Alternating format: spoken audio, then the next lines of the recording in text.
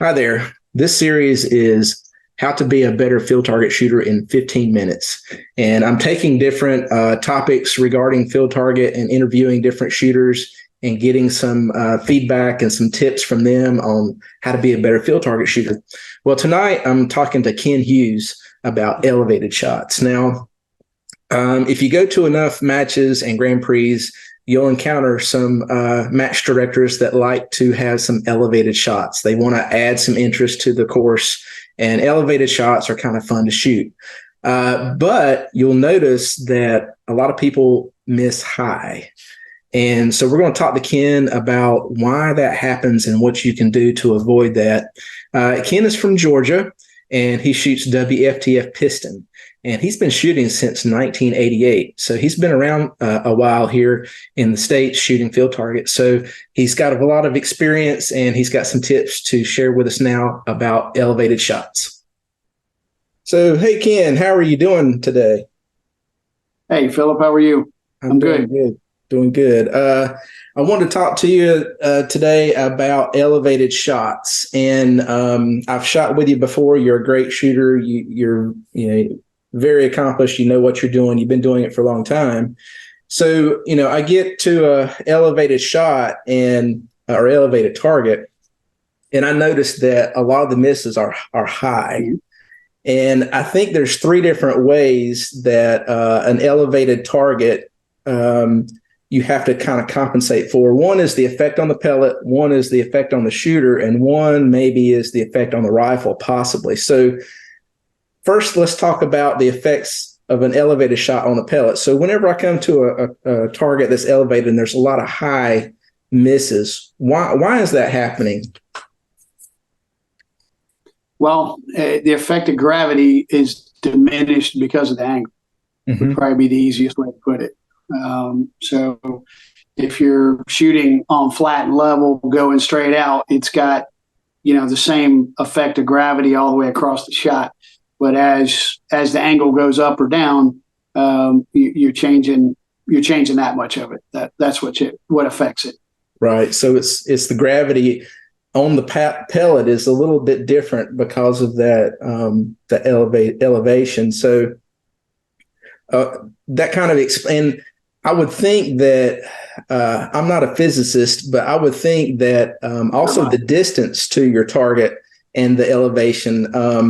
If you've got one that's elevated and it's closer, maybe the gravity is a little different than, the gravity is the same, but the effect on the pellet is a little different than if that target is way out there at, say, 45 yards, really, really high, right? Wouldn't you think? Yes. Absolutely. Yeah. Closer is still going to have an effect at given enough angle, but it's definitely not nearly as predominant effect. That's right. For sure. I would like for us to be able to say, okay, elevated shots at a certain angle, you need to allow this much of elevation, shoot a little lower. But I don't know if we can really say that because you're shooting 12 foot-pounds or less. I'm shooting 20 foot-pounds or less. We're shooting different weights of pellet. So, whenever somebody asks me how much lower should I shoot on this elevated target, it's kind of hard for me to answer because everybody is shooting slightly different, pellets, velocity, the rifle's different. What do you think of that? Yeah. The physics are there to say. You could. There's charts, things you can figure out to get that, but with different angles, there's calculations for it. I guess I should say, mm-hmm. But you're right. It would be different for every situation. So every difference in power and weight of pellets and stuff are going to have a little different effect. A little less. Maybe on a high power, something traveling a little faster, mm-hmm. Heavier pellet, carrying a little bit better energy. Mm-hmm. So yeah, it's not one thing fits all. Right. So at what angle do you think we need to start worrying about aiming a little low and compensating for that angled shot? What kind of angle? I think the physics say that it's in the low mid 20s, Okay. 24, 25 range, something like that, is where, where it starts to, okay, now I definitely need to be adjusting for, for the drop is going to be a little bit different. Mm-hmm. And 25 degrees is a pretty significant uphill shot, especially Mm-hmm. if it's at distance. It would be equivalent of sitting at the base of a mountain and shooting at something at the top of a mountain, Mm-hmm. up in a tree. I mean, it's a pretty good Mm-hmm. pretty good angle as far as that goes. Right. Something you're going to see a ton of. Right. So, besides just experience and practicing, how do I determine what that angle is? Are there any devices out there that are legal for AFTA rules that we can use to be able to sort of figure out what that angle is?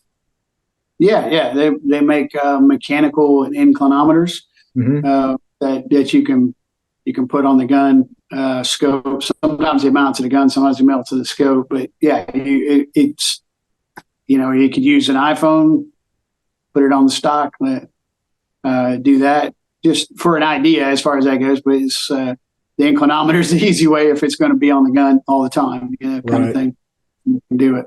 Yeah, I've helped somebody. Well, I didn't really help them set up the course, but I was at a course once, and they were getting ready for a Grand Prix, and they were wondering what the angle was because they wanted to make sure their Troyer rating was okay and all that stuff. And we weren't exactly sure because the target was way up on a hill and up on a tree, and it's with the terrain. Sometimes it's kind of difficult to really figure out what that angle is. So we didn't really have anything. So I literally just took my iPhone with the level on it, and you can just sort of lay it on your stock and kind of figure it out. But that's more of a practice thing, so you kind of can learn whenever you're looking what the angle is. So we're kind of talking about what the gravity and the angle is doing to the pellet and why you need to aim a little low. What is it doing to the shooter? You're in a little bit, you're in a different, say you're in a seated position, say you're shooting WFTF, you're open and you're on a bum bag. So you're using different muscles, you're kind of awkward, you're leaning back, I guess, a little bit. What kind of things are happening to the shooter on those elevated shots? Yeah, it's definitely moving you out of your normal positions. That's for sure. And obviously with shooting, you're trying to recreate the same shot over and over if you can, to be consistent. So, having, knee risers to help lift the gun up, or just practice in different ways. I personally usually just use my body and I know where I hold the gun when it's sitting on my knee. And so I put my hand there and then just move my hand up my knee to get some elevation out of it. And that generally works pretty well for me as far as that goes. Yeah, a lot of the WFTF shooters, they're adjusting their hamster to get the height. The hunter shooters probably can't do that because we can't really have adjustable hamsters. So we're having to contort and get, and it also affects how you're looking through the scope too. I mean, there's a lot of things there. I think one thing, a good tip would be to practice these kind of elevated shots ahead of time, because whenever you get to a match and you walk up to a lane and you see this really elevated shot, if you're not used to getting in a different position or sitting on the ground instead of sitting on a seat, or if you're not used to it, you don't know what to do with your elbows, you don't know where your knees are going, and and that's something I need to do. I need to put myself in that position ahead of time. Absolutely. It takes some, Paul said it with the standing, it's just something you have to get. If you have to figure it out, what's going to work for you, and then you have to practice it over and over and over to get it to where it's not an uncomfortable situation where you have, when you look at it, you go, oh, okay, I know what I'm going to do here. Executing is a different story in a match because it's always easier. You can be the king of your own backyard, but when you're out at a big match, it makes things a little different. But at least if you've got it ingrained in your muscle memory what to do, it's going to make executing the shot a whole lot easier. That's for sure. Right.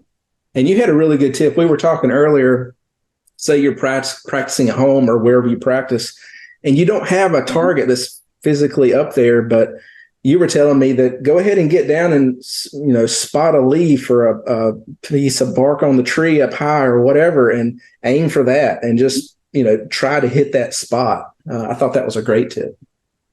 Yeah, it seems to work. Make sure that, safe direction and all that. Yeah. It's going to come down somewhere. It's not like it hurt anybody. Yeah. Right. Probably not going to hurt when it comes down, but still, you just right. don't. Right. Neighbor won't be happy if you're shooting pellets on his roof. Yeah. Now, okay, so we're talking about elevated shots. What about downhill shots? So does pretty much the same philosophy kind of apply to a downhill shot? We don't see as many of those, but they do exist. Would pretty much the same rule kind of apply to a downhill shot? Yeah, it seems to work out exactly the same. It's still there. Okay. It doesn't seem to be any different as far as I can see going up or down. My practice lane has a 15 or so degree downhill shot to it, slope to it in one spot, and as far I can go all the way out to 55 yards at that angle, and it makes a difference. You can see. Right. So we've talked about elevated shots and the effect on the pellet and the effect on the shooter. We were talking earlier, and you believe that some rifles, the elevation of the angle of the rifle could affect the point of impact as well. I don't know if that would be the case for a PCP rifle, but you're shooting a spring piston gun, 12 foot-pounds or less. So have you noticed that with your rifle? I have, yeah. And was kind of surprising. I had that. I kind of figured that out in the playing around, like we were talking about practicing. And I was like, okay, well, at the club I'm at, we have some targets that are up in trees fairly high at, 14, 15 yards, that kind of stuff. So it's enough of an angle to kind of start to think about compensating for it. And, that's where I started noticing. I'm like, okay, this isn't working out like it should work out. So I came home and started practicing it on my downhill and then up in the trees as well. And at least with the spring gun, my two, it seems to make a bit of a difference. They tend to go as far as the high is going to go high. But what I'm saying is that at a much lower angle, I start seeing the effect. With the PCP, when I'm shooting the Steyr, I can shoot my 15 degrees downhill, and it's the same as I'm shooting dead level. It doesn't make any difference to it at all. I have to get into the mid-20s to start seeing a difference. But with the spring gun, it seems to be more like 10 degrees range. They start hitting a little. So it seems to progress from that, a little bit more and a little bit more. So, I do what I would normally do, on a 15-yard shot. Which is, I don't think something we've talked about just yet, but, folks will say, okay, 15 yards. I've heard folks say about range find the bottom of the tree and then go up and, aim for that. Well, if you think about it, if it's 14 yards to the base of a tree and it's 15 yards to the target, and you range find or you set your clicks for 14, well, that's going to be more up elevation than you would have had clicking it for 15, and you're already going to be high anyway. But why would you? That it doesn't work out. The math says it should, but it's not. So I think that part of aim for or range find the base doesn't really come into a play until you're after your zero situation. Stuff before your zero range, you pretty much need to. If it's 15, range finding the target up in the tree. That's where you need to aim for. And then in my case, if it's up over 10 degrees, with my spring guns anyway, I'm not going to say everybody's this way, but mine are, that I take even a few more clicks off from that because I know it's going to end up 3 or 4 clicks high. Okay. Very interesting. Very interesting. And spring guns, the Springer shooters, I have nothing but respect for Springer shooters because they're so difficult. They can be very difficult to shoot. You have to hold them just right, and spring gun shooters, they know their equipment so well. I mean, it's unreal because they have pulled that thing apart time and time again. And I have nothing but respect for spring shooters. So, but yeah, it's really interesting that with your spring gun, that the angle, and I guess it's there's a lot going on in that gun, and just changing the angle of it. It's pretty amazing to me that can affect the point of impact. That's wild. Steve English had told me that when we used to shoot over in Heflin, I would shoot these ones that were at about 20 degrees angle up. And I was like, no, you just hold steady on it. He was like, no, not then. I have to hold low or it's going high. And I was shooting a Steyr at the time. So I was like, I don't, yeah, math says it shouldn't work that way. And he said, I don't know. This is what happens. And yeah, sure enough, when I started shooting springers and checked it, I was like, dang, he's right. He knows what he's talking about. My view on that one. Yeah. So I think we've covered most of it. Is there anything else you would like to just mention about shooting elevated shots, or any tips or suggestions to give to shooters?